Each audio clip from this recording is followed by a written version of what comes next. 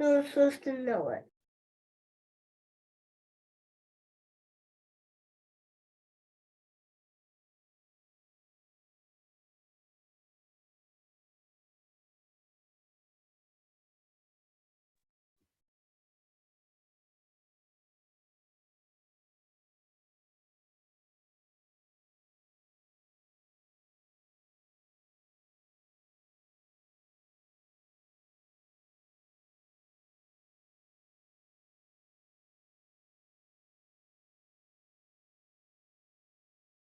Hey, Katie. Hello. Good to see you. You Thanks too. for joining us. Yeah, no problem.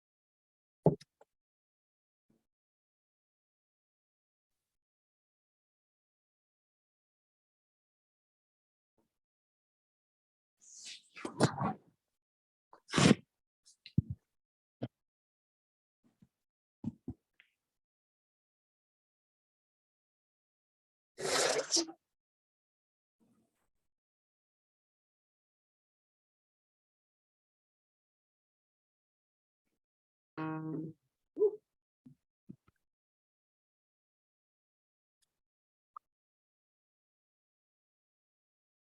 right.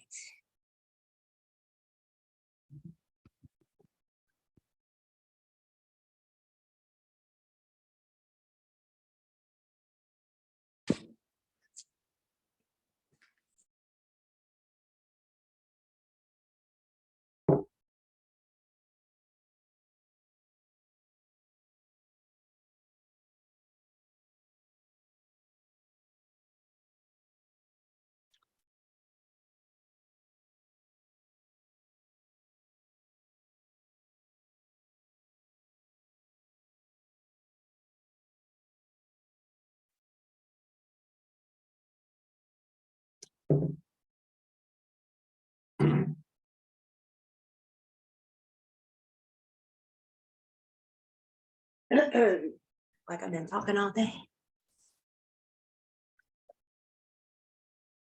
How's everybody this evening? Doing good. How are you? Thank you. I'm good. I feel like I'm always sick too.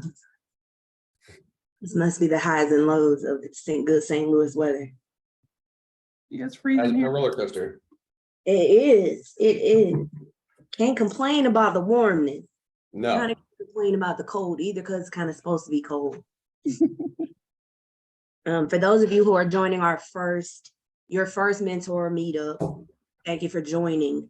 For everyone else who has kind of been in a mentor meetup, welcome back. We missed you. We had a good winter break. So welcome everyone to our first mentor meetup of the year. I usually give everybody a few minutes to join on. We have a couple of people who are latecomers. If you don't have your camera on, I ask that you turn your camera on, just because this is a social gathering. We just want to see everybody because we're not in person.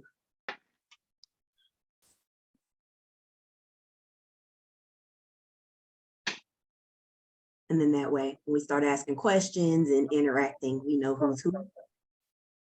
Did the meetings used to be in person before COVID? these monthly mentor meetups? We did used to have networking events in person, down at the T-Rex building. Awesome. Yeah. Yeah. I want to come down there. I've been to the building before. It's really cool space. It is, yeah, all the different T-Rex, Tyrannosaurus references. Yeah, I'm friends with Kathleen who makes those paintings or whatever. Good old Kathleen. Yeah. She's a whole separate person in herself. Oh yeah. I love Kathleen. I've known her since she was about 5 years old, so she's Yeah, always been that way. yeah, she's her own separate character. Uh,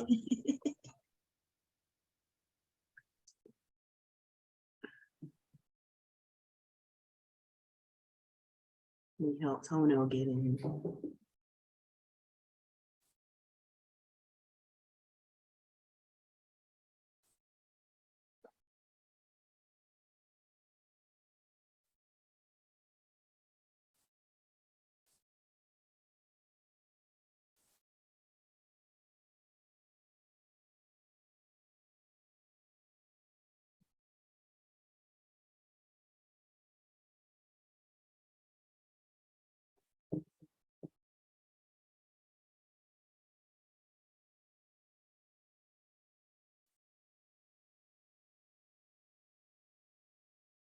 She definitely keeps it together down there, though. So I say you gotta love Kathleen. She keeps it together. yeah. She's a busy bee. It's an understatement.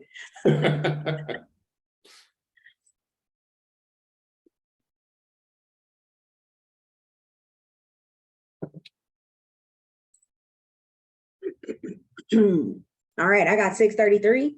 I'm gonna go ahead and kick it off. So for those of you who don't know, I'm Kiana Campbell. I am your Level Up Training Coordinator. I have been upgraded from coach to Level Up Coordinator. Round of applause. Most of you know me by email or voice, either or. We are joined this evening by Allie Frame. She is the Supervisor of Information and Security from NatFrame. And we also have a surprise guest this evening, Katie Boudreau. She's the Program Manager of Cyber Talent from MasterCard. Thank you for joining us, Katie and Allie. They are going to be running our mentor meetup this evening. Allie is also president of the St. Louis chapter of WESIS, which is Women in Cyber, and Katie is also a member of that chapter. I greatly appreciate these two ladies for joining us this evening and giving us some of their insight and knowledge of things that they know in the industry. And with that being said, I also want to thank everybody else for joining us. Like I said, this is our first mentor meetup of 2023. Let's kick it off and make it a great one. And ladies, take it away. Awesome, we can do that. Katie, who wants to go first, you or me? Go right ahead, my friend. So let me try to share my screen, see if my computer's. Looks like I can't share my screen. That's cool. I don't need to. You should be able to now. Try it now. Cool. Let me figure out.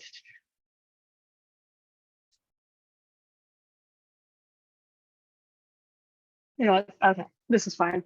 Hey guys, nice to meet you. So I'm Allie Frame. I am a supervisor of information security at Netskope. I supervise our security operations center. So our security operations center is kind of, I like to say we're hall monitors of our company. So we work with a lot of other teams in security to make sure we keep our environment secure.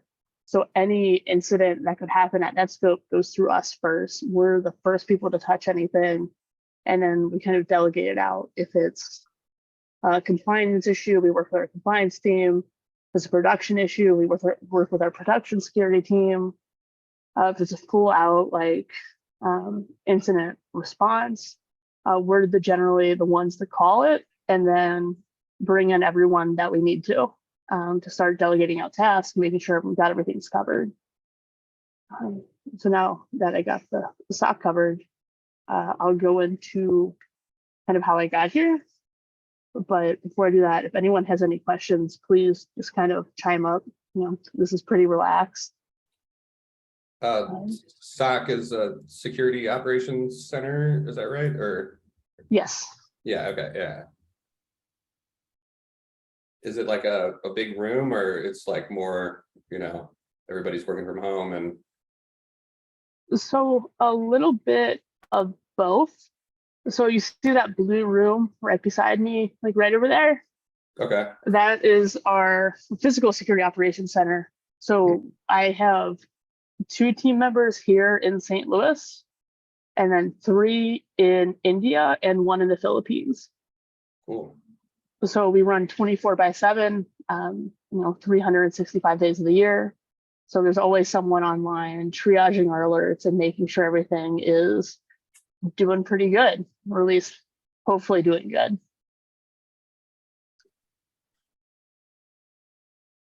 Awesome. So how I kind of got into security is a little weird. So I had no idea what I wanted to do in college. I think it was like my junior year when I was like, you know what, sounds fun. I think I'm going to be an econ major. So I was like, okay, I took an econ class. That was pretty cool. Was almost ready to start applying to colleges, declaring as an econ major. But then I tore something on my shoulder. I had to get like 5 screws put in. And I got kicked out of my PE class because I couldn't participate. So the only class I could fill it was a web dev class. And I kind of fell in love with web dev. We learned like HTML, CSS. And I eventually started taking classes with that teacher.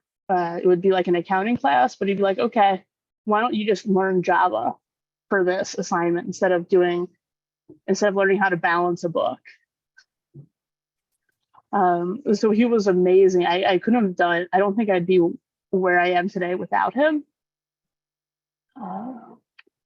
So that was the biggest moment in how I found technology, was getting that injury and getting kicked out of my PE class, which led to some great opportunities in high school for me. So I'm originally from Cincinnati, and we had this program called Inter-Alliance. It's essentially tries to partner up high school age kids with different companies within the city to help them get involved in technology, programming, program management, that kind of thing. And I was lucky enough to get a few of those in high school. So going into my senior year of high school, I did software development at Paycor, which is like a payroll software company. And then going into Paycor really helped me figure out that I hate software development. It's kind of the worst thing, just staring at a screen all day, looking at some like random gibberish, and there's too much math. So you know what? So I'm trying to find colleges. So you know what I did? I kind of made some fun things. I declared as a CS major. I was like, okay, I'm gonna look at computer science programs, see how it is, which was great. But as I'm doing that, I was lucky enough to get another internship with Toyota doing a lot of software development again. So really, that internship at Toyota really kind of confirmed my hatred towards programming, or my distaste to programming. I'm not gonna say hate, but distaste. So that leads me going to my freshman year. And what is the smartest thing I did is declare as computer science. But actually, since I hate math so much, I switched to IT and did a concentration in network security, which was amazing. I got to learn so much in such a little time. I learned about security through a posting on our student board. They were like, hey, we have a cybersecurity competition team. And I was like, wait, you can compete in like tech stuff, right? Like, like how the heck does that work? And so I went to the meeting, and it was for something called CCDC, or the Collegiate Cyber Defense Competition. So essentially what that is they give you a network that day, and you have people, professional people attacking your network for fun while we're defending it and trying to do business tasks like implement an access management policy or stand up a file server or doing support like unlocking accounts, and also trying to triage all these attacks coming against us. But the way this differentiates is like in the real world, these guys who do all this like pen testing or hacking against us, they can't disrupt services. But luckily enough for us, they got to go ahead just to take everything down if they could. Was it more like a capture the flag, or was it like an incident response competition? It was more like an incident response competition. Okay, that's Um, interesting. I've never heard of yeah. that.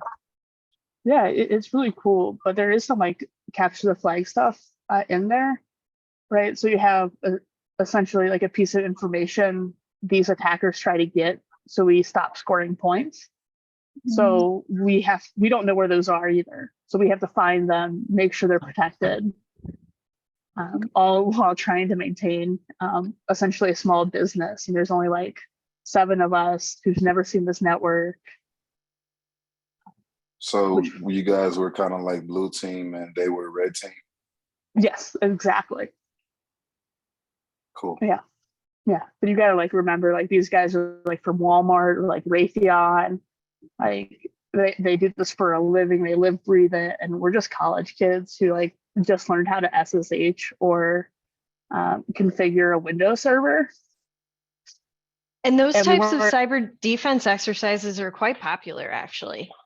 You'll hear a lot about them in industry, at Hackathons. least. Yeah, they're kind of hackathons, but they're called cyber defense exercises. So they're meant, like Ali said, you have the red team and you have the blue team, and you're attempting to do both at the same time with a very small team. Nice. Yeah, it's fun in games until you remember it's like midnight and you're trying to strat with your team on like a Monday night after doing this since like 7 a.m. It's a long time, but it definitely preps you and gives you a really good idea of what those kind of situations are going to be in the real world, especially being where I am right now, managing the security operations center. It is very much like that.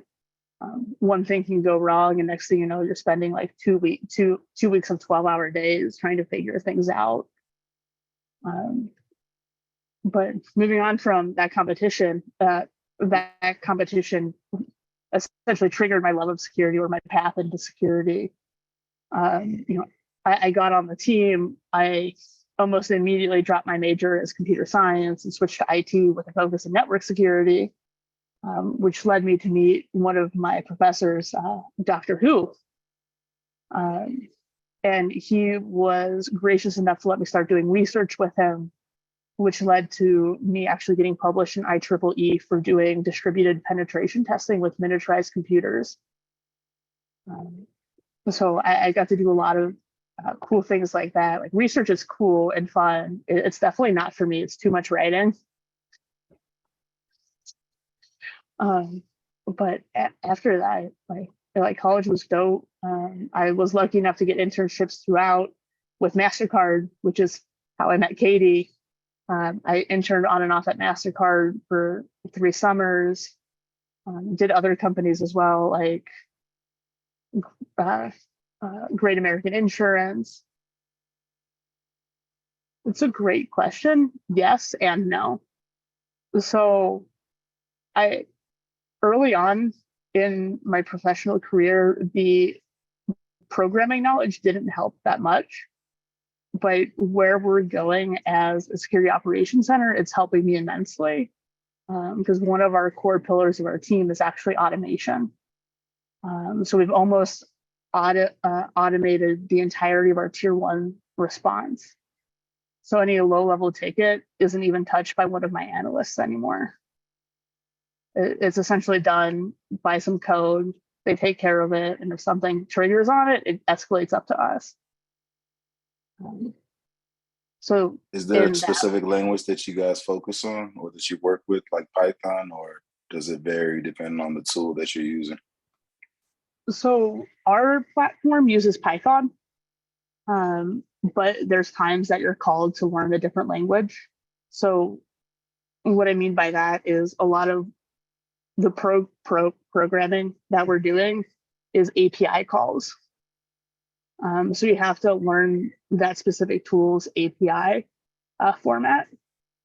And you have to know JSON, which is essentially how the APIs are outputted to a computer. And you need to learn how to manipulate that with Python, or let's say Bash. Like something I was tasked with was I had to essentially, learn Terraform in a week or two to kind of figure out how to automate an install of something for us. So it definitely I've heard of helps. Terraform. Yeah. Yeah, it's a pretty cool Yeah. language. So I have a question. So outside where you say we have to learn, is that outside on your own time? You have to pick up that knowledge and like learn in order to understand, or is it like within the company you do like a little short class or? So, so some companies do offer short classes, like we use Coursera, so you can get kind of a little bit course, kind of a crash course in it. But I'd say like 99% of it is just doing research while you're at work. As like, going to Stack Overflow when you have a question, like, oh, what does this function do? How do I do this? So you have to be pretty good at Googling and, translating what's on your screen to how does it help you.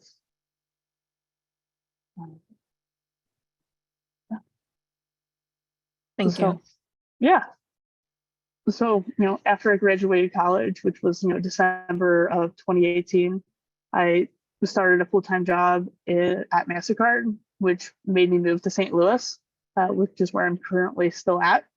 I was on their security operations, defense and automation team now, Katie?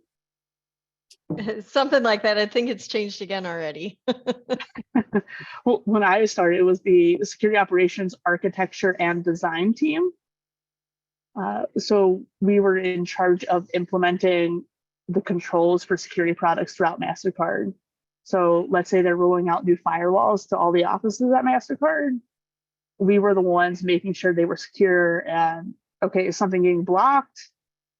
Should it be blocked? Shouldn't it? And if it shouldn't, we have to figure out how to unblock it in a very secure way. And then I also worked with a lot of like data center kind of deployments, overseeing a lot of compliance, like making sure this data center is PCI compliant. We have all the login is there. I can pull a PCI report when the auditors ask for it. I can tell the auditors just enough to give them what they know, but not too much where they ask more questions. Just to jump in on that really quick, Allie. So PCI is the payment card industry. There's a set of regulations around that that are very, very specific, and we get audited on that quite frequently. So there are very strong regulations around what we have to do with payment cards. And Allie's in the dark now. Yeah, someone just PCI turned the lights DSS, off. something like that. I'm sorry, could you please repeat that question? Oh, is it like the PCI DSS? Yes, I don't that, remember what the DSS stands for, but something like that. yeah, that's the PCI DSS is the newest version of the regulations. Yeah. And it goes along also with PII, which is the personal indicator information, I believe, something along those lines, where it's more like, Personally identifiable information. yes, thank you. No worries. Yeah, so that's more the stuff that you can kind of look up a quick Google search on somebody, your full name. Sometimes it's like where you went to college, things like that. I think it's like two pieces of data that somebody can use to kind of connect, like kind of reverse engineer somebody's identity. And then look them Absolutely. up. I Mhm. don't remember how many points of data, but something like that. Yes, absolutely. Thank you.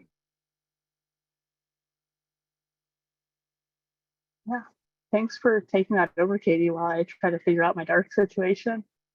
Sorry, it was someone in our office cleaning, and usually no one's here in the office this late. Yeah. Haters gonna hate. Yeah. So I was with MasterCard in their college program for essentially 2.5 years. I started out as an analyst 1. Within that year, I was promoted to an analyst 2, which I was there for like a 1.5 years or so. And then, kind of fizzled out, wasn't having as much fun or learning as much as I wanted to. So I started looking for other jobs, and that's where I landed Netscope. I actually started here, what year is it? 22. September of 21. I started here as a senior analyst in our SOC. And then I think officially in November, I was promoted to our supervisor of our SOC after my manager left. So I was able to, they were able to give me a shot of like, hey, you can take it. It's great. Katie actually was really great mentoring me through it, making sure I said the right things, got the right people involved before I actually was like going to my director and be like, hey, I want it. And then Katie was actually the one, she's actually our vice president of our chapter here in St. Louis, brought me into the WESIS chapter. So I was familiar with them. I did a few things with them throughout college. Did some early conferences with them. Nothing to the extent of the stuff I'm doing here now with Katie, but it's great. It's a great platform to be on. Even if you just want to support women in tech or women in cyber, we're just really here to make the community that much better. And since now I have hiring power, I can say what I look for. So really, it's just like, can you learn well? Can you learn quickly and under a time crunch? And these are what I'm looking for, like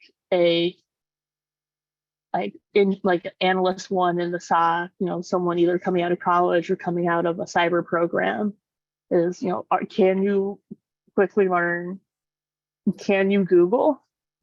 I've had interviews where it's like, I don't know the answer to this question. Can I Google it? I'm like, yeah, go ahead. Tell me what you're Googling and what you find. Because I'm not going to say I know everything, because I sure as heck don't. No one's going to. The breadth of security is too deep for any one person to know anything. Everything. So you let the person Google in the interview? Yeah, why not? It's a tool. That's cool, because some people use that as a means to rule you out because you don't know something. I mean, why rule you out if you don't right? If you're like a hardcore programmer and you're trying to get into security, like, okay, like I don't expect you to know everything of security, but if you are honest enough to say, I don't know, here's the process I would do to find the answer, and part of that process is Google. Why not? I want to see that process of how you learn something, because how you learn something is going to determine how you learn in our environment, working day to day. Because if you're someone that is like, okay, I just asked the person next to me, like, okay, that works, but it doesn't show the willingness to learn on your own and the trust in yourself to learn that. Right. And I think there's a difference too between Googling and taking what you pull up and using that as your own response versus saying, I don't know, but the process I would use to find the information is, and then say, I would like to use that to see if this is the right response. So I think there's a difference, because I've been in interviews, I've been the interviewer, where it's very obvious somebody is Googling something and they're using whatever is popping up to respond as if they had that knowledge themselves. That's just like cheating on a test. And Yeah. I feel like some of it is kind of reading between the lines of the various responses you might find on Google to kind of put things together, And I Right, mean, like security is constantly, sorry, go ahead. No, go ahead. I was saying that security is constantly changing. So, I mean, you do have to Google certain things and like maybe Google certain concepts to kind of get like an updated idea of what's going on. But if you have like an overall understanding of the framework of how security works and then understanding the tools and understanding how to configure it depending on who you're working with and what environment you're working with, the different factors. I think that's the biggest thing, just knowing how the framework works and like how to think about thinking and when you're in that kind of environment. Yeah, that's the biggest thing. I'm going to be honest. I didn't have that framework of thinking outright of college. I definitely had to learn, and that's something that we can't really teach. And if you can show that in an interview, it's invaluable to a hiring manager. HR might not like it because that's HR, but they're a different story. Right. And you'd be amazed at how many things you can learn from podcasts. I listen to a lot of tech podcasts. Yeah, and speaking of those, that's like actually something else I tend to ask, right? Is how do you learn outside of your classwork or your work, right? Like I follow a lot of Twitter people. Like, okay, like what's going on in Twitter that land this week? Do I have an RSS feed that's going on? Like LinkedIn, that kind of thing. like Yeah. various sources. You got to kind of tie things together from like different environments, so it's not isolated learning, and it kind of allows you to not just learn what you're doing in the present moment, but kind of extrapolate it and apply it to different situations. And you listen to different things, and then you can learn about what works, what doesn't work, improve on it, cut down on learning time. I mean, there's no need to reinvent the wheel. Just take the data, and apply it, and then just get better. Yeah, exactly. Right. Like something like that helps me a lot on, being a vendor. So Netscope, we're a security product. We do a lot of cloud security, kind of things like that. So what we're doing with our product hasn't necessarily been done before with any of our customers. So we have to continuously just figure out how the heck do we do this with our product, because no one's ever done it before. And our product team says it should work this way, but it doesn't. So because it doesn't work that way, how can we make it work? And how can we tell the product team that their product's not actually working before it reaches the customer?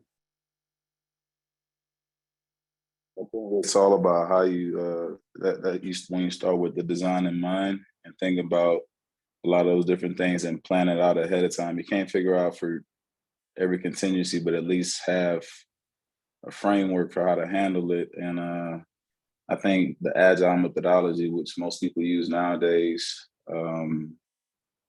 is the biggest thing that kind of helps people keep things organized. Kanban boards. Phoenix Project was a very good book about that.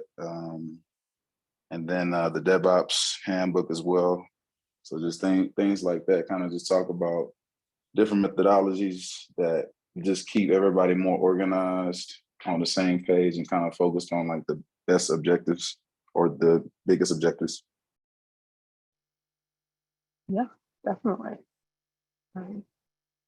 So, other than like learning and Googling, having some programming language is always great. And then maybe a touch of networking, trying to understand how that works. The way I'm seeing a SOC develop or Security Operations Center develop is more going to be more programming, and you're going to see a lot less of that heavy networking knowledge. So being a little bit more familiar and having an understanding of networking is going to be immensely helpful. But those are really the four main things I look for. So thank y'all for hearing how I got to where I am. If you have any questions, I might be able to provide some answers. And if you'd like to reach out to me on LinkedIn, you can scan that QR code. I promise it's not going to do anything funky. I had a question, Allie. Yeah. Do you know Lamont Orange? Yes. Yes, he was actually in office today. Okay.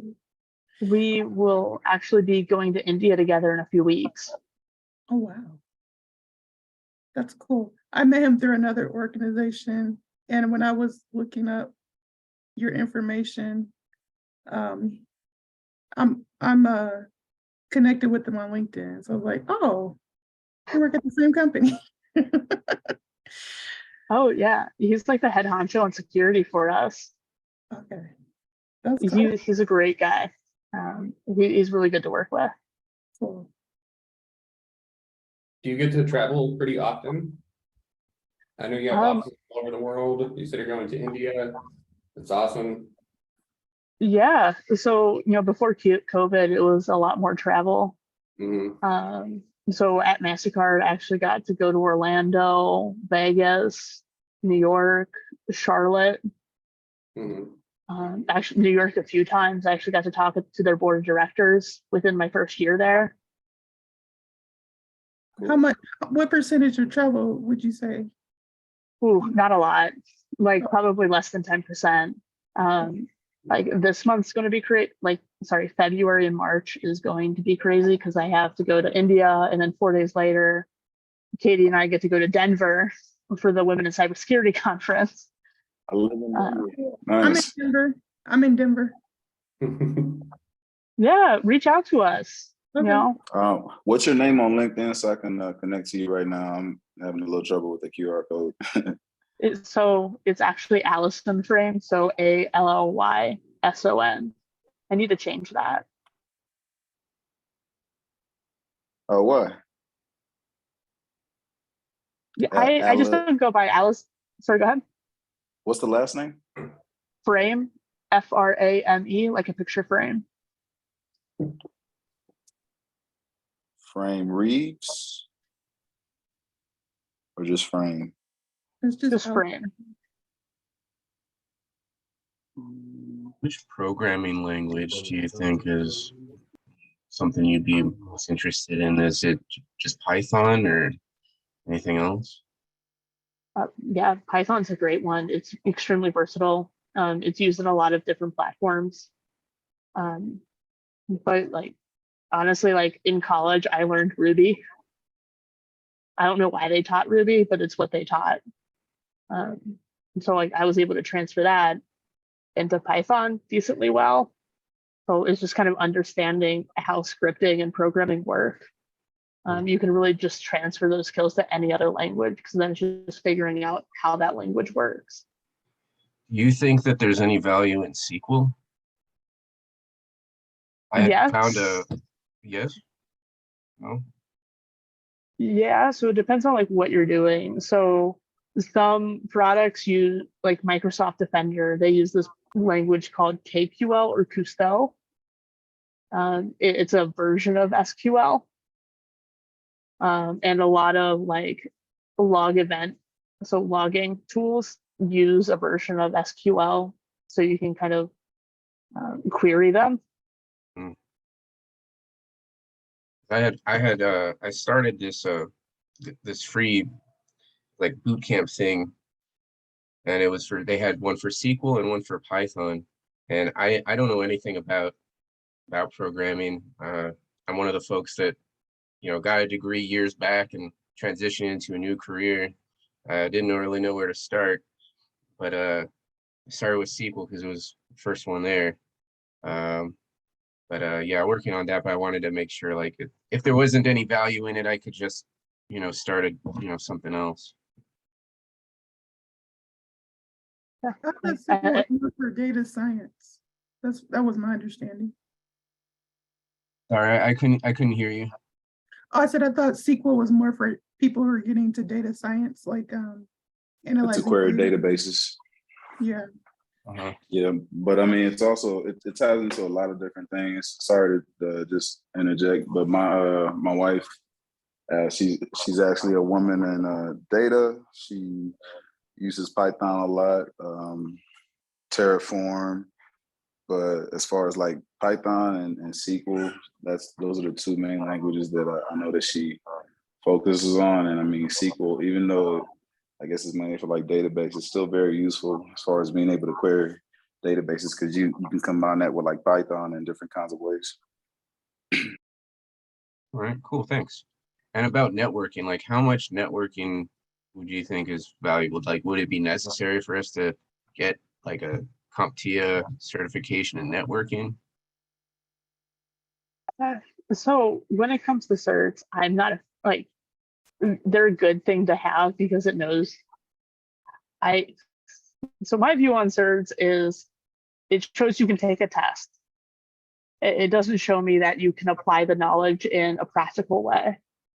But they're always a good thing to have because there's a set standard of knowledge you have to pass that test.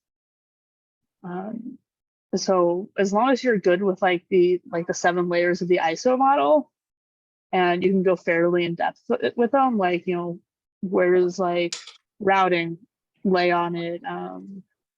Please don't where throw does- sausage pizza away. Or Pet Steve's alligator or whatever it is. Oh, that's the mnemonic for it. I've heard that. Yeah, physical data, yeah, all those things. Yeah. As far as like for us, like, you know, folks that maybe just be stepping into, you know, cyber from something completely different that they had been as their previous career, not having any experience to draw upon, and all we have is a certification or maybe some other extra classes that we took like years ago and like network admin or like some random, you know, certification. That's all we really have. Like, what, as far as like what would help to get us get that experience from working with your companies? Yeah, that's a great question. So there's always an option of having a home lab. You can build a compute, like just have a bunch of virtual machines, try to network them together. I forget the program, what it's called. Is it GNS3 that you can actually get like switches and routers loaded in there and do like, what is it?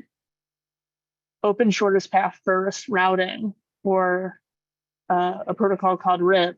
You know, get one router or a switch that's, you know, 5 away from the last one, have them be able to talk to each other. You can practice that on your own. I guess my Or- question was more like, is InfoSec, or not InfoSec, Netscope, are they interested in, you know, picking up interns with no experience but have just finished this, you know, Security Plus thing? They have background in like a different, you know, sort of science. Do you see value in hiring like a complete new person, but with some knowledge base to draw upon, like previous, you know, maybe not even cyber, but like, you know, as far as like sociology or even like other STEM sciences, like, Yeah, do you like see any 100%. value in hiring somebody with no cyber experience, but wanting to learn? Yeah, so there's actually this really cool team within Netscope. It's called like Government's Compliance Regulation. They're not as technical. It might be not what you're looking for, but it's a really good intro to security. It's essentially about policies and dealing with auditors. But I work with them extremely closely. You know, I've had team members that want to move there. I've had members from their team that want to come onto my team to help us out. But we actually just onboarded a few interns that started this week, and one of them has a degree in science. He's interested in cyber. I don't think he started his master's program yet in it, but he's trying to get there. So I know we have done it. I'm sorry. So is that like more like the so you do GRC also? Governance, risk, and compliance? So generally every security group has a team that does GRC. Okay. I don't necessarily do it. I just kind of tell them like, hey, I have a bunch of sales engineers that are running malware on their computers regularly. Can you put something in our policy that tells them it's bad so I can enforce it? I meant Netscope as a company you're saying they have a GRC? Yeah. Okay. Yeah. So like generally any decently mature program will have a GRC team, because I know MasterCard has a huge one. Okay. I have a question. So we do start on the GRC level. Like, are we working like in different areas, or like how long would it take if we wanted to move up within like your area where you're at? Or how do we pick up that experience in order to get there? So it might be different at MasterCard just because of how segmented it is. But with least at Netscope right now, you know, we wear like maybe 10 different hats at any given time. So it'd be fairly quick. And, you know, if you're willing to like, hey, reach out to like myself, like, hey, I'm interested in this. Can I start picking up tickets and learning how to do it? And you okayed with that with your manager? GRC, governance, risk, and compliance. It could be fairly quickly if you can learn quickly and figure it out. But really having that background of knowing our policies, knowing the processes to get things approved, because like we'll have events, like we see people sending out data to a random company and we're like, hey dude, this company hasn't gone through our governance, like our risk review yet. You can't do this.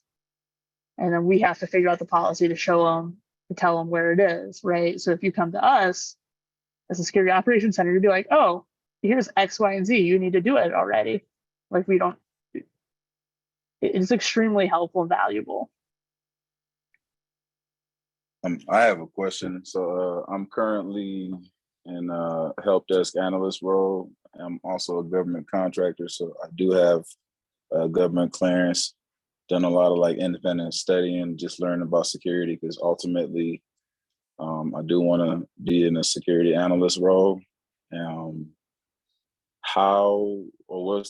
been in the position that I'm in right now a little over 3 months as well.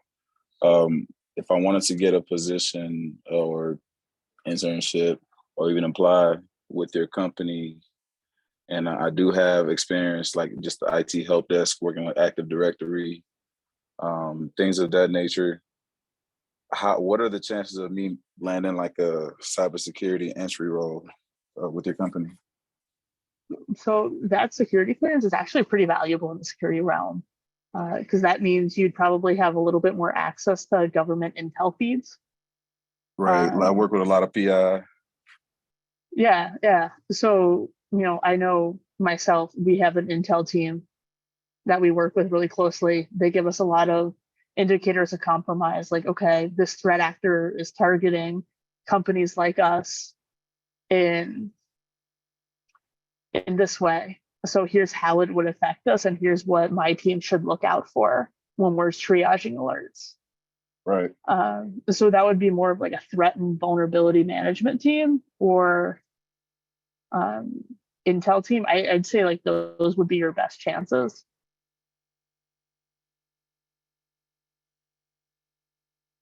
Okay, cool. Thank you.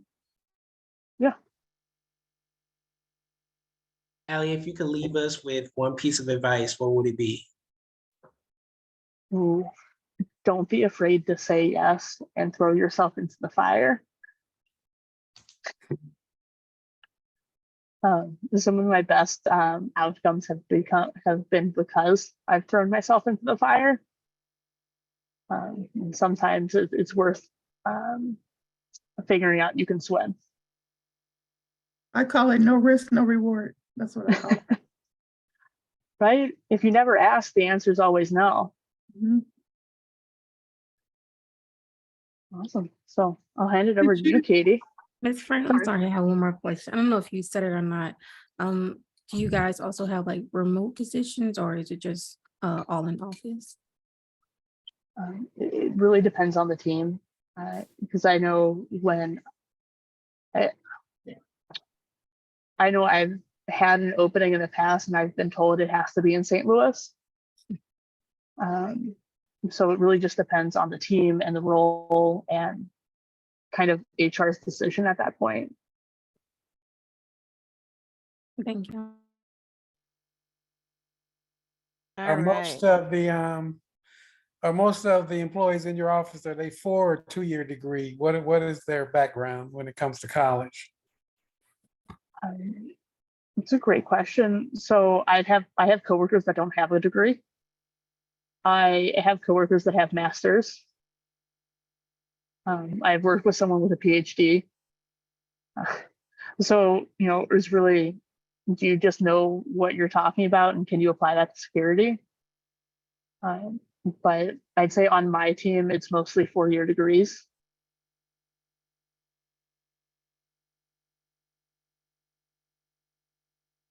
But not necessarily 4-year degrees in like security or something like that. Cause I mean, maybe like biological sciences, things of that nature. Yeah. Okay. What about degrees versus certifications? I mean, that's all. It depends on the cert and the level of the cert, right? So, like, let's say you have a 2-year degree, but then you have like the CISSP, so Certified Information Security Professional. That's a pretty well-known cert, and it's very well respected. So, if you can pass that, no one's going to look at the fact that you have a 2-year degree or, went through a course to get into security. It's going to be, oh, you have this well-respected cert. That's really all we need. Where would you place that above the Sec Plus certification? I'd say pretty well above. Wouldn't you agree, Katie? Yeah, but there is a stipulation that you have to have 5 to 7 years experience in cybersecurity before you can even take the CISSP. But you can take a version before that, which is like a pre, where you don't need the 5 years. So you can say you passed it. And honestly, studying for it and learning the material just means you haven't taken the test. You can still do that on your own. I mean, I've got a book somewhere behind me for studying for it. It's just gaining the knowledge. The knowledge that's in there is definitely highly regarded by professionals. Okay. Thank you. I guess, and with that, I will go ahead and jump into my portion of the evening. So we're just going to jump straight into the next slide, which is my career journey. I like to call it a pretzel journey, even though on the slide it's a very straight line. So I actually graduated from SIUE many, many moons ago with a degree in industrial engineering. And my first role out of school was as a manufacturing engineer within the housing industry. Now, I worked in the housing industry for just about 2 years when the housing market crashed. And because of that, I lost my job. It was a very unfortunate circumstance, but it's life, right? We all have our ups and our downs. It was just really kind of a crappy situation for me because I got let go my first day back after my honeymoon. So that was a big blow. But right after that, a few weeks later, I joined a pharmaceutical company. And even though my title was facilities engineer, I was more or less an engineering project manager. And I built these huge, large coolers and freezers for cold storage drugs. Think certain types of antibiotics need to be cold storage. So that's what I built. And I had to deal with FDA regulations. I dealt with construction regulations. I dealt with this whole realm of everything from HVAC to electrical to construction. And I managed all of it and I designed probably 85% of all of it myself. That's somebody with an industrial engineering degree. So I taught myself all about how to cool, what types of coolers were needed, what types of freezers were needed. I taught myself about the electrical systems that were needed, the control systems that were required within regulations, things like that. So definitely outside of what I learned in my formal education. After being at that pharmaceutical company for 6 years, Big announcement, the company is getting bought out. Surprise, surprise, we're all losing our job. Yay, that's 2 times in the matter of like 8 years I lost my job. But it really worked out for me because I jumped out of my comfort zone and I applied for MasterCard. And the job was for a software development project manager. So I used the skills that I had learned in the pharmaceutical company as an engineering project manager. And I used those and I was able to apply those to get the role as a project manager in software development. I worked in software development for about 3 years, managing all kinds of projects. My favorite that I like to talk about is this little thing called Apple Pay. So when you use your iPhone and you add your card to it, my team was responsible for creating the software that digitizes your credit card and tokenizes it. So anytime you Nice. tap your iPhone, yeah, it's my little claim to fame. That was the very first project that I was put on. We called it MDES, but every time you tap your phone, you can thank my team for it because we created that whole process on the back end and keeping it all safe and secure. Total nerd not right now. Well, the funny thing is, so going slightly tangential, the funny thing about all of that is none of us actually knew that it was for Apple Pay. We didn't know if the first project we were rolling out was going to be Apple Pay or Samsung Pay or even Google Pay. So it was a very cool thing to find out, you know, a couple weeks before release that that's what we had been working on. And then shortly thereafter, we rolled out Samsung Pay. So I also have one of those. So I use that all of the time on my personal phone. And Google Pay was right after that. And then after that, it was the digital mag stripe. So that role, that project, which took over, it felt like my life for about 2 years, it actually helped me get my next role, which was as a project manager in corporate security. So I had a friend that I ate lunch with regularly in the office, and he was working the information security side of Apple Pay. And so we were working together on a lot of things, me from the software development, him from the security side. And he just casually mentioned that he had gotten a new role and they were looking to backfill his. Next thing you know, I'm managing his work. I took over all of his projects. There were a lot of digital wallets we were working on, things like that at the time. Shortly thereafter, I get handed a project. I mean, I am talking within weeks of taking on the role. I get this little project, codename DNA, really cloud security. Let's create a cloud security or a cloud platform at MasterCard, and let's make sure that we have a strong security around it. What was supposed to be one project in my portfolio at the time became my life for 5 years.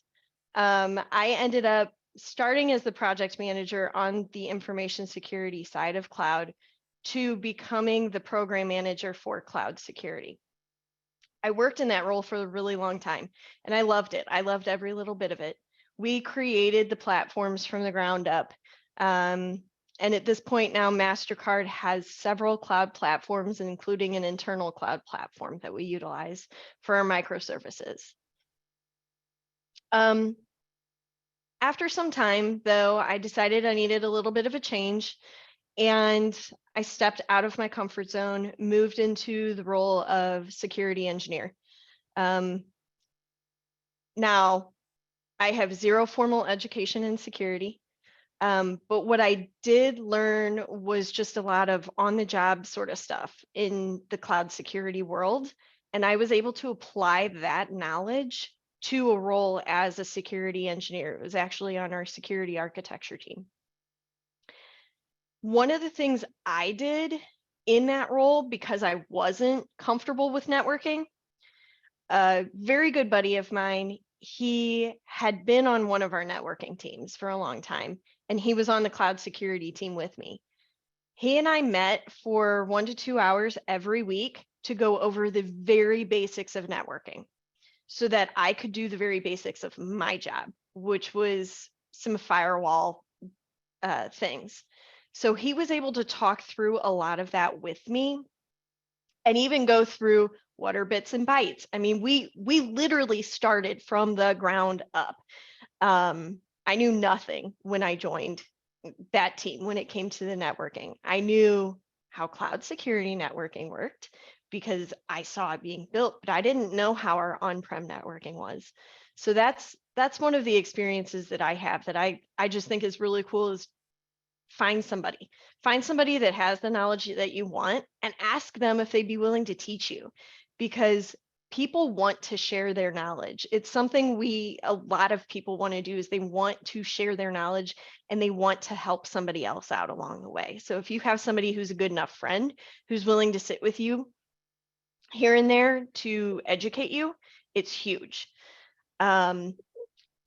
So I ended up actually only working as a security engineer for about a year. And it wasn't from any fault of anybody. It's just that an opportunity came and literally tapped me on the shoulder. Right now, I manage our cyber talent program. Cybersecurity is a growing field, and we really struggle with being able to fill all of our positions. It may sound kind of strange because some of you are probably trying to break into cybersecurity. And when I say we struggle is because in that mid-career level, somebody with that 5 to 10 years experience, anyone who has that sort of a knowledge, all of the different companies that are looking for that sort of knowledge, we are duking it out with one another, trying to find talent.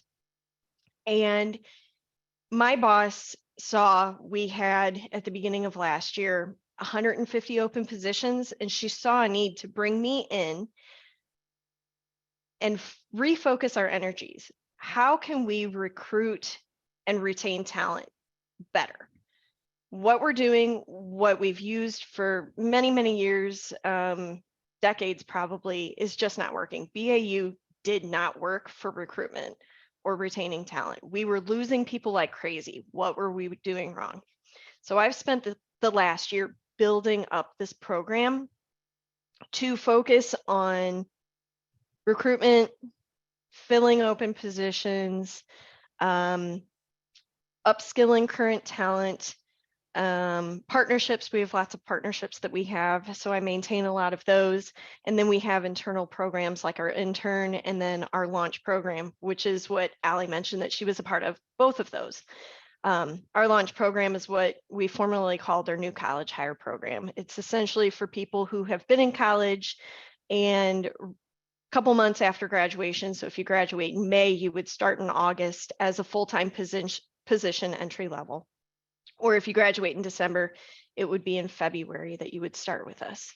So it's a great program that we have for folks, especially it's a feeder program from our intern program straight into our launch. But we do have other ways that we bring in other entry-level talent. So before we go into the next slides, which I think are kind of really fun to talk through, some of the things I look for when I interview people, aptitude, attitude, passion, and leadership. So what do all of those mean, right? Aptitude means when you're learning something new, do you actually understand it, right? How quickly can you pick up on the different pieces of whatever it is that you're trying to learn? Attitude. Are you excited? Are you passionate? Do you jump in everything feet first, or are you a little more timid? Do you really have that drive that we're looking for? And the passion, I think, kind of speaks for itself. Are you passionate about cybersecurity?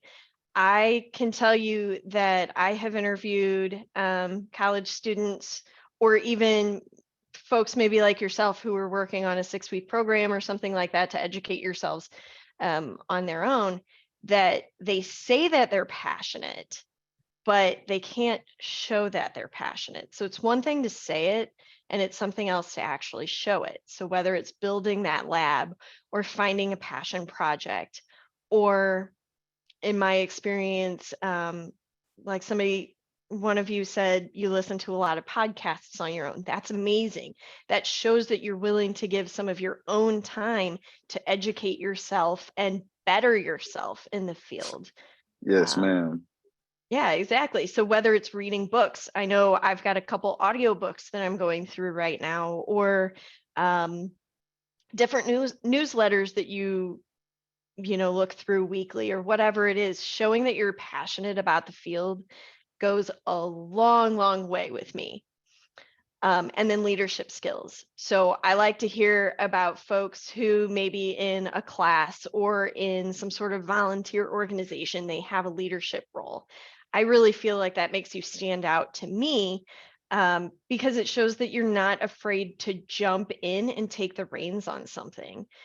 Somebody who sits to the side, or who is willing to just wait until tasks are handed to them. At MasterCard, we are a very fast-paced company, and we need people who are willing to just jump in and just say, I got this. And even if they stumble along the way, being able to jump in and take those reins and say, I got this, I'm going to move forward. Or, you know what, I don't got this, but I know somebody who can help me, and they're willing to go out and look for that help. That goes a long way with me as well. So any questions on any of this? Katie, I sent you a friend request on LinkedIn. If you don't mind, I was gonna DM you later and just kind of get a little more info and possibly maybe see about one of those entry-level positions.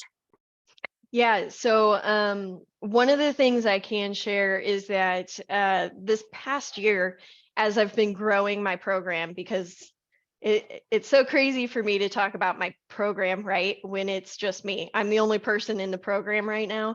I am bringing somebody on very soon here who's going to join me and take over some of the pillars. But I held several hiring events where I focused on entry-level positions. And the first one I actually assisted. Somebody else had driven everything and coordinated everything.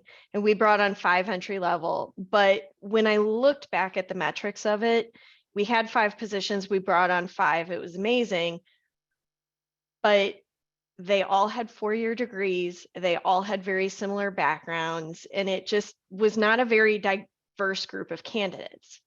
So when I held my most recently held one back in August, I had 6 open positions, and I was really careful to make sure that I wasn't just looking at people with 4-year degrees. We looked at people with 2-year degrees. We looked at career changers. We looked at people with military history, things like that. And I'm always going to go back to this one because she makes me so happy. One of the 6 that we brought on, she was a teacher. She went through a 6-week training program. She was brought on by our information security and engineering team. And her boss just last week, Madeline's a rock star. Can I get more of her? And that just makes me so happy to realize that.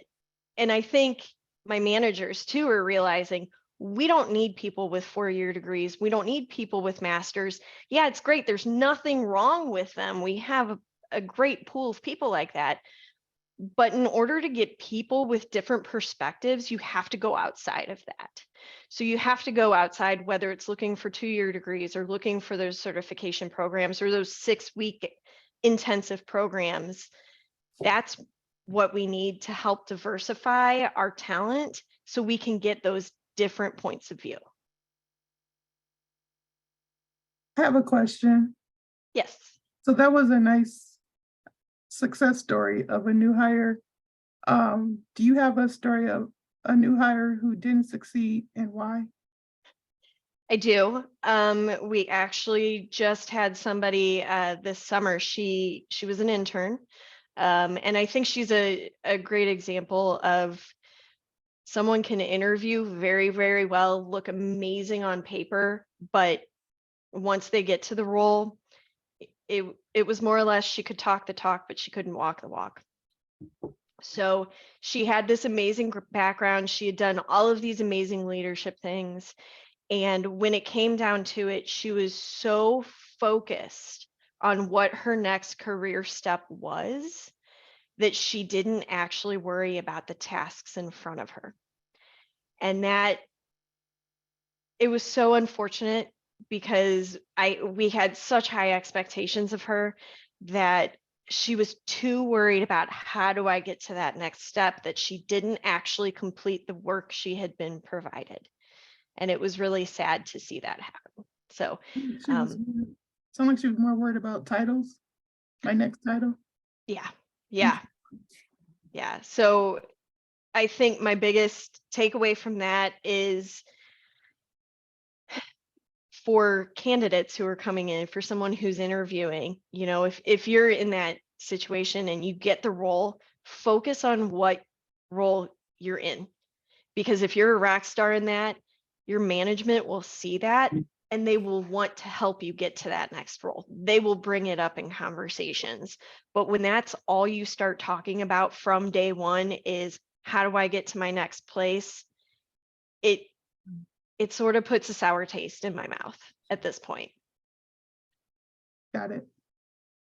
Thank you. Yeah, absolutely. What type of responsibilities does a person in an entry-level position have? That's a really great question, but also incredibly difficult to answer. And here's why. At MasterCard, you say the word cybersecurity, it could mean one of 35 different teams. And I'm probably underestimating the number of teams we have in corporate security at MasterCard. So it depends on if you're on a vulnerability management team or digital forensics or our corporate security investigations, our SOC. We have a physical SOC and we have an information security SOC. We have a fusion center. We have our MasterCard Cyber Intelligence Center. We have technical program management. I mean, those are just a handful. We've got cloud security. We've got information security engineering. I could go on. And so those roles and responsibilities just depend on which team you're brought into. But all of them are looking for somebody who is self-driven, who can sort of work independently, and just wants to continue learning.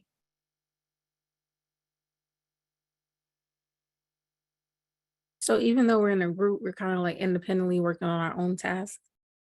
Yeah, you're going to be working on your own, but the expectation would be if you should struggle on anything or you have questions, you know, reach out. You're always going to have someone available. So when I took on that security engineering role, I had principal engineers, which is, you know, one of our highest level of individual contributors.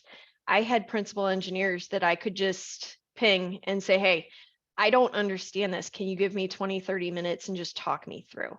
Or I have this ticket that I'm looking at and I think it makes sense, but there's something a little bit funky about it and I don't want to approve it without your eyes on it first.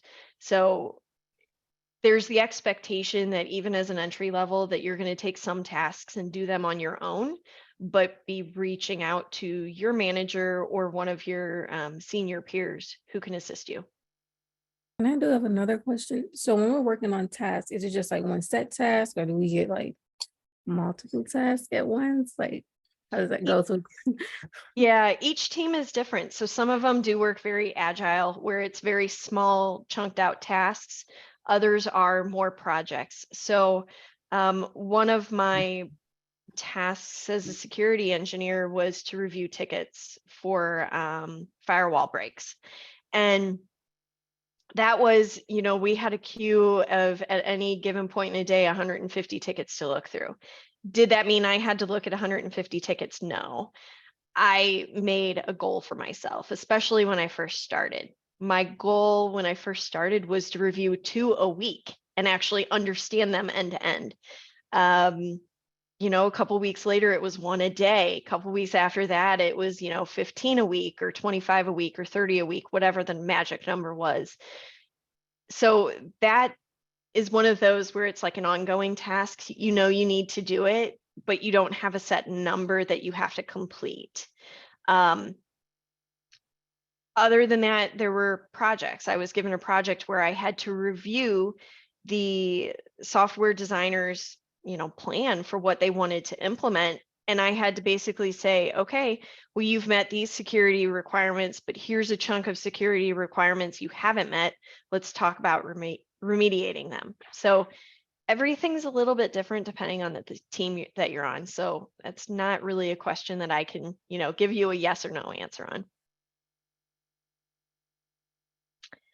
So my next 3 slides are actually 15 ways to stand out in cybersecurity. So I figured that these would be kind of fun to look through. Actually, some peers of mine kind of put together these concepts, but some of the things that do make you stand out when you're interviewing: automating manual tasks, or creating a lab or server room at home, working on a CTF or a CDX. A CDX is a cyber defense exercise. A CTF is a challenge the flag.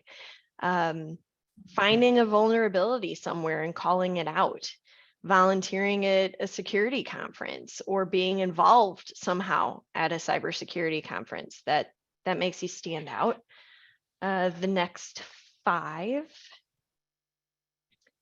Building out a cloud-based application. So this one's near and dear to my heart because spending so many years on the cloud security team, what really stood out to me was folks who said, I opened up this free AWS account and I started playing around, and I just uploaded some things, and I played with the security controls, and I just sort of figured it out on my own. I think that really makes people stand out in my mind.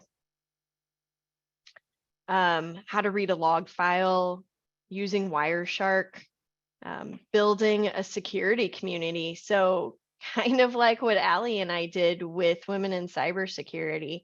As she mentioned, I kind of brought her into the fold for it. I was part of a group that they mentioned that they wanted to bring a chapter to St. Louis.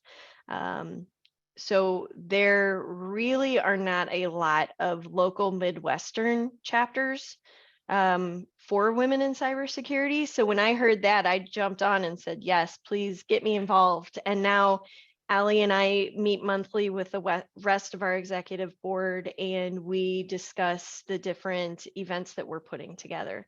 So building out a security community, whether it's with a school or somewhere else, having something like that, and creating hack nights or building your own CTF, those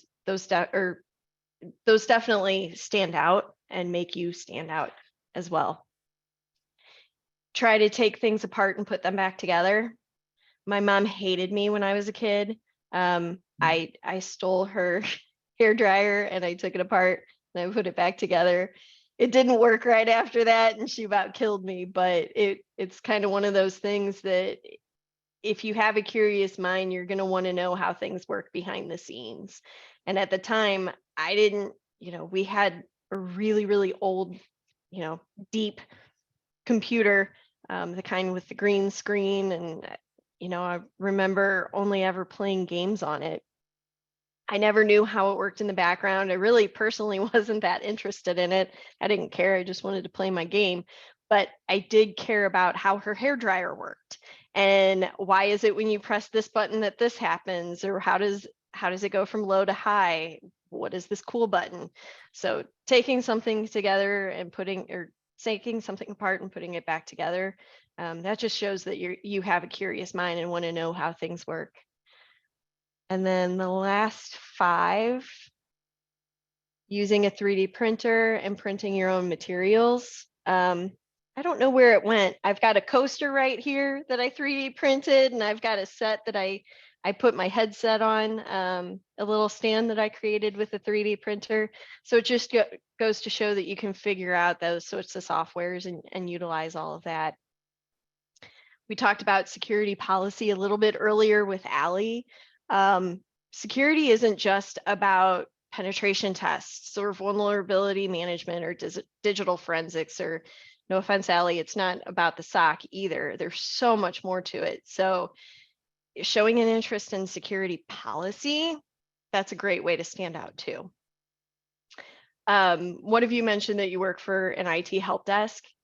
if you're the help desk for your own family and friends, I have just recently given my own immediate family. I have a husband and 2 teenagers, and I sat them down because I heard of a situation of a family member who was just phished, and I actually trained them on phishing and smishing and vishing and what they are, and social engineering and how all of it works and how not to get caught.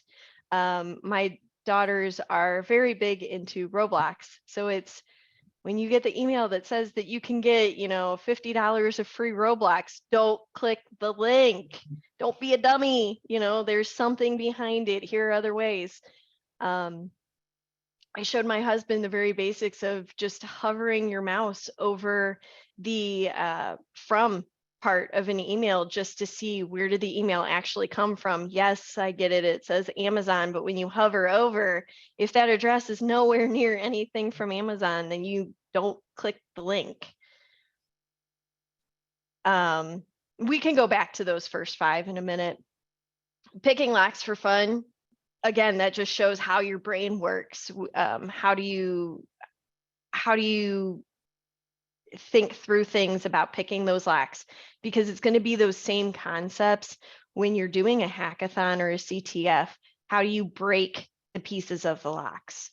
And then anytime that you research a security thing, anytime you dive into something more that because you got so excited about it or you just wanted to learn more, especially when it came to Log4j, when that issue happened a few years ago, plenty of people just dove right into it.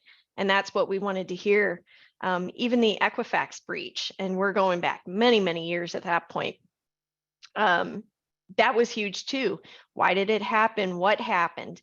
MasterCard caught that vulnerability long before Equifax did. So we were able to actually shut that down and not even allow that to be a vulnerability for us. Equifax didn't. Ellie, will you go back to slide 3 so that Todd can grab a screenshot? Yeah, I will say, now that you mentioned Log4j, that was last year, not a few years ago. Okay. And that was that for us, man. I think I pulled like 2 weeks of 12-hour days. Yeah, that was I was lucky enough that I didn't get caught in having to work ridiculous hours, but I do know our SOC did. And there were quite a few of our researchers who did as well. That was a tough. Yeah. So I have no concept of time, not gonna lie. July seems like it was just yesterday. So Ooh. I mean, I still can't believe it's January still. yeah. So I want to jump real quick to slide 6. And one of the things that I think is super helpful that we have done is we paired with Start Engineering and we created this cybersecurity career guide. So I know, you guys are not K through 12 students, but I think some of the concepts that are in there, and actually I've got one, shoot, I lost it already. I've got one behind me somewhere on my shelf. That I look through because it just gives you an idea of the different types of roles that are available and different types of areas that you can look into, because it gives you that concept of, what should I study? What should I dive into? What areas, cybersecurity, you say that word and man, it can mean anything. It really, really can. I hear a lot from people though. They want to be pen testers. They want to work in digital forensics. And that's because, especially if they're working on a 4-year degree, that's really all they hear about. A lot of the programs you hear about just focus on those areas. And there's so much more to it. So other than that, I did share my LinkedIn in the chat, but it's also up here, or feel free to email me, kitty.boudreau@mastercard.com. The Start Engineering is a really great opportunity, so take a look at that. The password is MasterCard with a capital M, and the 2 A's are the @signs. So I'm open for Thank you, any Katie. questions. Absolutely. And I sent you a friend request also. And I'll be Perfect. checking out the little presentation because you're right, cybersecurity is very, very diverse. And you can go down a rabbit hole trying to learn about it. Very true. Or simply picking a field. And that's why, so Yeah. one of the things that I'm focusing on this year, I'm bringing somebody onto my team who's actually going to drive it, is defining career paths for people. So if you are a SOC analyst and you want to be a security engineer, how do you get from there to here? What skills are needed to fill that gap, to make that move, whether it's a lateral move or an upward move? I'm bringing somebody in to help guide that because it's not clear. Are there various certifications or trainings that could help you along the way? Like Allie, I'm not huge on certifications myself because I'm a terrible test taker. I took the CCSK, which is the cloud security knowledge, and I failed it 3 times. Maybe even more. I lost count at this point, and I failed it by like 1 or 2 questions every time because I was so in my head about it. But what does that mean? It just means that I suck at taking tests. I know the material. I worked in the field for 5 years, 6 years, whatever it was. So I know what I'm talking about, but I can't answer questions on a timed test. Yeah, I'm exactly. glad you said that. Test How do anxiety. you put Yeah. yourself in the minds of the person who wrote the question? It's multiple choice, you know, they write it in a way that's almost like Trivial Pursuit. There's a, you know, interpretive knowledge they're testing. You may know exactly what they're asking, but what's the motivation of the question, kind of thing, you know? Exactly. And that one in particular, I felt like had a lot of trick questions in there. It was open book too, which makes it even worse that Yeah, I it's failed like- it so many times. But Yeah. I still have a token to take it one more time. I've just chosen not to.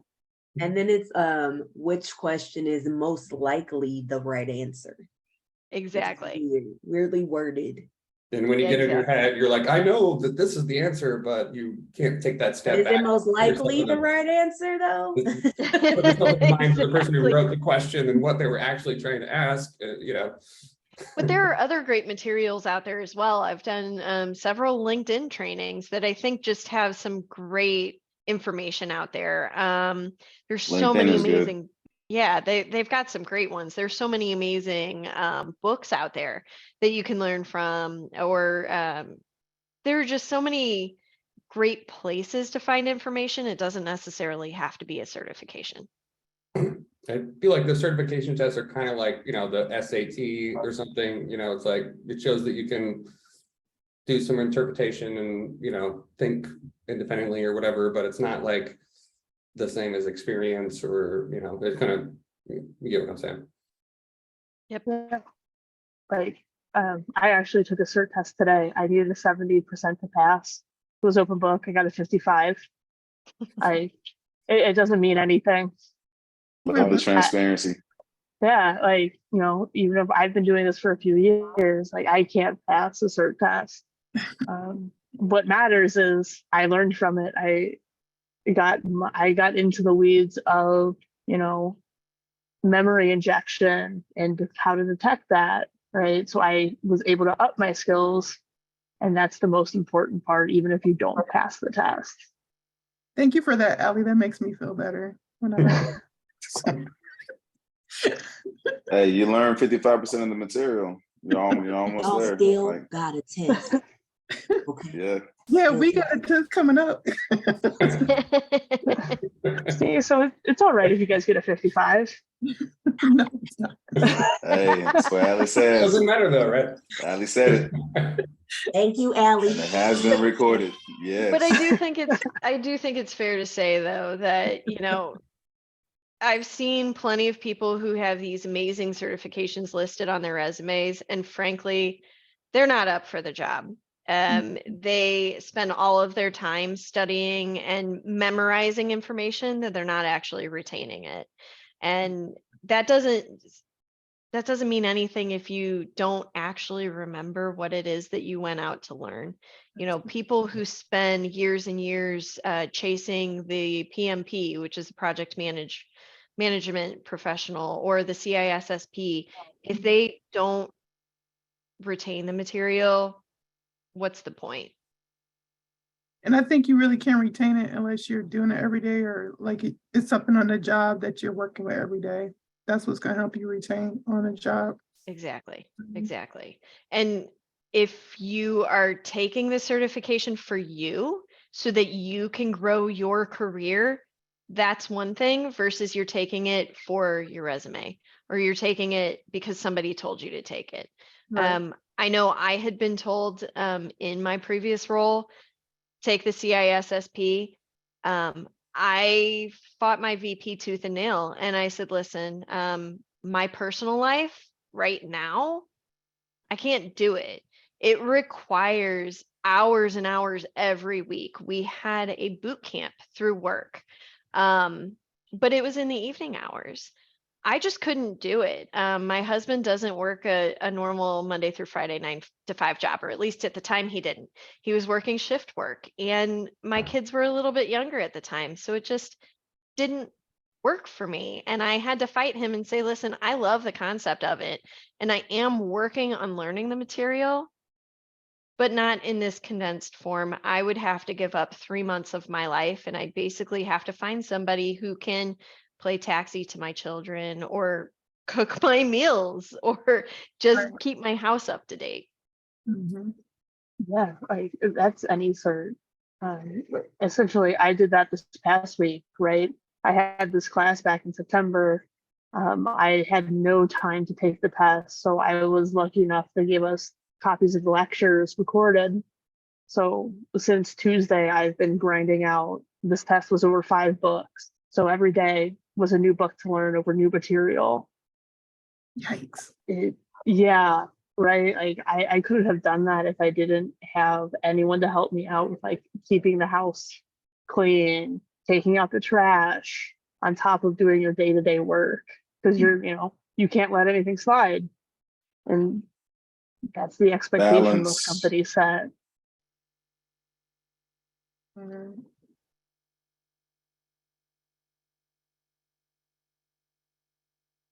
Now, that being said, find something you're passionate about and dive into it. You know, as you come across things in this Cyber Up program, you find an area that really stands out to you, start diving down that rabbit hole, because that is what is going to make you stand out as you start looking for roles. You want to talk to me about FDA regulations? I can still talk to you about FDA regulations, and that was, 15 years ago. You want to talk to me about different cloud platforms? I will gladly talk to you about different cloud platforms. So About group policy. exactly, you just find something that you're passionate about and dive into it. Those are pretty fun. I just spent a good deal learning about those as well. If you want to chat, hit me up. And you guys understand, it's not really just about the testing. And it's not really about cramming you guys' brain just full of random, just build a box, just learn, command code. This really is about learning about yourselves.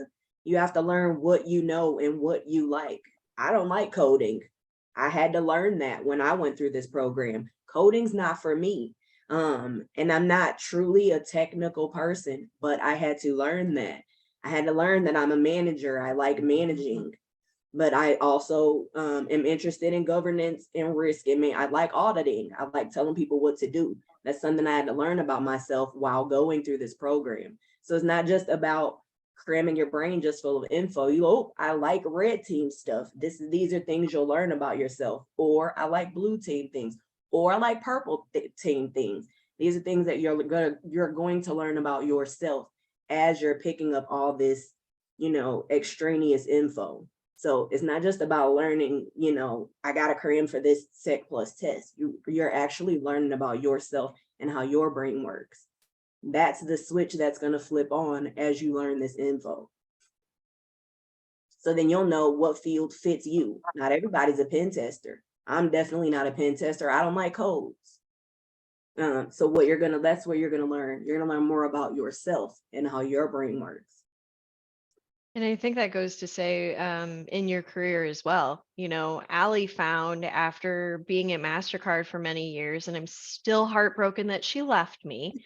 And that's why I had to bring her into WESIS with me, but that she wasn't being challenged enough and she wanted to dive into different things than she was allowed to dive into.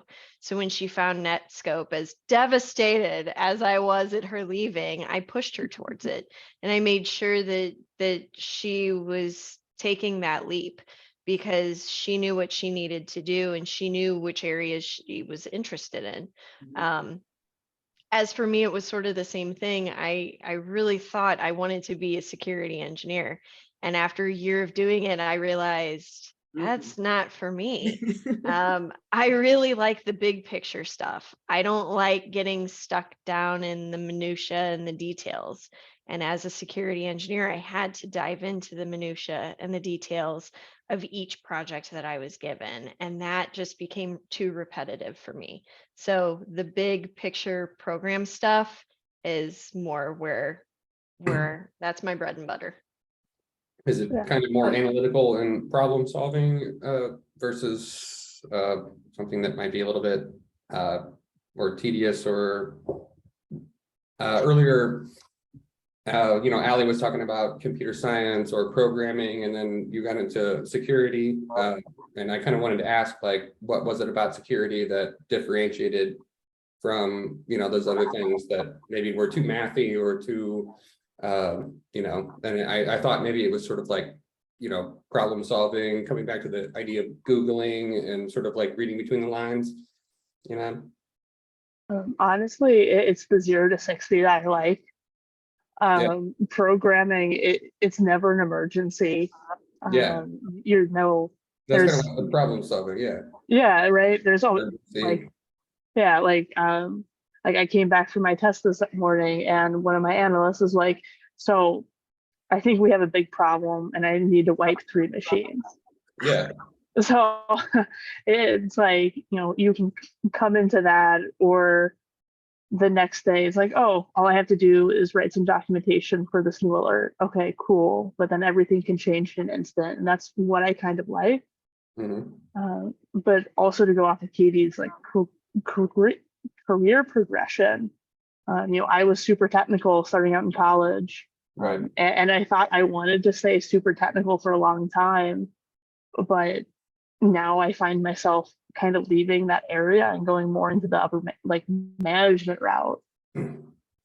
So you get those opportunities, even if you want to start out technical and you end up not liking it, having a basic understanding of what your team does and then being able to move up into management is going to help immensely if you want to move up that way. Mhm. And whether you like diving into the details or the more strategic big picture, there are different areas that you can go into where you can do one or both. Mhm. Cool. And then Katie, I would love to pose the same question I asked Allie. If there was one piece of advice that you would give us, what would it be? Don't get in your own way. I did that quite a few times in my career. And actually just last week, I was talking to one of our senior vice presidents about how maybe 4 years ago, he wanted me to join his team. And I said, no, I'm not ready. I'm not ready. I'm not ready for the role that you want me to take on. And why did I doubt that he actually knew better than me? He's a senior vice president for a reason. So he saw something in me that I was too afraid to see. So don't let your own fears get in your way. Don't hold yourself back. And now here I am 5 years later, and I'm finally getting what I should have gotten back then.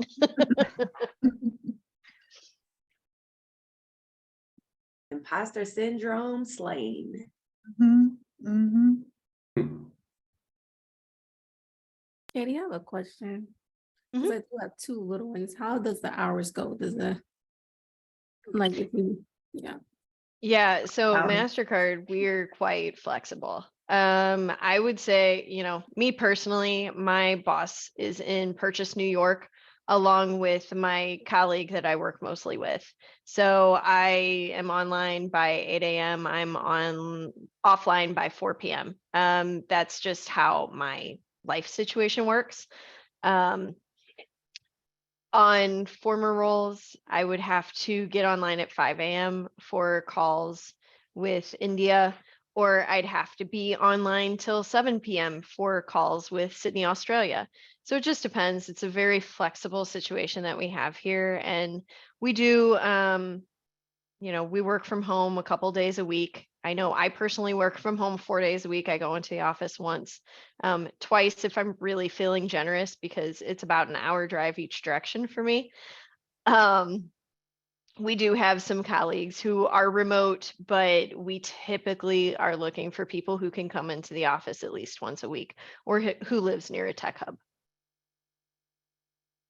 Where are your tech hubs? Our big tech hubs are in O'Fallon, Missouri, which is just outside of St. Louis. New York City, we have a tech hub. We have our headquarters in Purchase, New York, and we have another tech hub that we've been building out in Arlington, Virginia, which is just outside of DC. I'm in Colorado, so. Yeah, I heard you say Denver. So if you get a chance, you should swing by the Women in Cybersecurity Conference in March because Yeah, Allie and I will be there and I'll be speaking. I'll be a keynote. I planned on coming. I know that the place you're gonna be at, the Gaylord. Mhm. And there's so yeah, I plan on going there. Someone else is coming in town for that, so I'm planning on Yeah. being If you I get a said- chance, I'll be one of the keynote speakers. awesome. Yeah, even if you can't make it to the conference, just show up to the lobby and start talking to people. That's what I plan on doing. Like I did that in college a few times for like local conference, like security conferences, and I met some great people. Yeah, that's the reason why I'm here. I went to a Women Who Code meetup a long time ago. Scared to death, but I was like, you here? Just get in there, start talking to people, and next thing you know, I ended up being interested in cyber. And I'm here in this program, Cyber Up. And she's rocking things out too. Who, me? Yeah, you. Thank you. Remember she Yeah. said, don't second guess yourself. Don't second guess yourself. No, Don't let that imposter syndrome get in your way. no, I Like, sent you I both. see y'all talking about. I sent you both requests on LinkedIn, but yeah, I plan on being there. So hopefully I'll see you guys.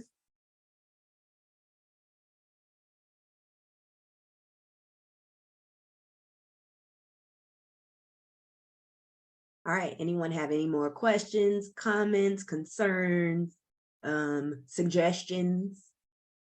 We were talking So about. I think I'm gonna be at that conference for real, because I am in Denver. I was in St. Louis when I started in Cyber Up, Yeah, but you I've were. moved. I was, yeah, but I've since moved to Denver. So yeah, I'll definitely be there. Probably my wife as well. So I will be meeting y'all up there. Whoever's gonna be there. How much is it? Like the tickets? Typically. I only know the industry prices, which are higher than student or individuals. Okay, Katie, I can guess you I'll figure that out. They're like a can you put your Google, link in?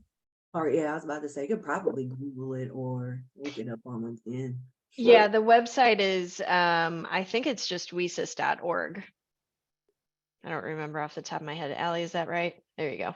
Yeah, I posted it in chat. Yeah. Oh, I'm sorry. Your for your LinkedIn, your name. The other one wasn't working for some reason. It wouldn't. I just put her name you up. in. Yeah, it's just my name. If you type up my name and look, it's a side profile picture of me. Thank you very much.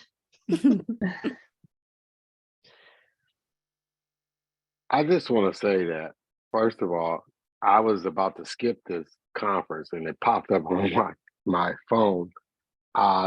this is the first time I felt comfortable like that. This whole class, I'm struggling. I mean, not really struggling, but I'm seeing a lot of it as I work through it. But it is a lot of information. I feel like I'm getting fire hose. Like, oh, I mean, it's just. But you guys have really relaxed me to help me to understand that there's so many different areas you can work into. Because I too started. So I thought I wanted to be in IT when I started my bachelor's, and I was like, oh no, not this to that. That coding stuff is not for me.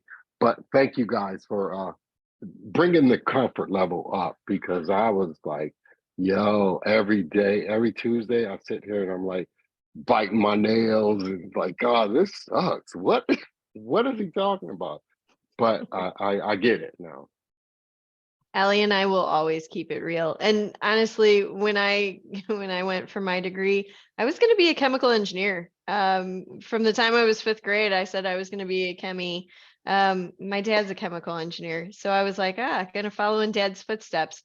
And then I realized, I really suck at chemistry. So freshman year, first semester, really struggled with those classes. But the path that I took, I always like to call it a pretzel journey. It was not as straight and narrow as Allie's has been, but it's gotten me to a place where I'm just really happy with what I do every day. I really love what I do every day, and I love the people that I work with and the people I get to meet. I've just been lucky enough that Allie was one of them and that I've been able to continue to work with her. Oh, thank you for that, Katie. But yeah, like school, I'm gonna be honest, I struggled with school. I had a real, I think I had like a 2.5 graduating with my degree in IT. So, that doesn't really matter at all. It's can you apply the information? Then, I was lucky enough, MasterCard saw that I could apply stuff right.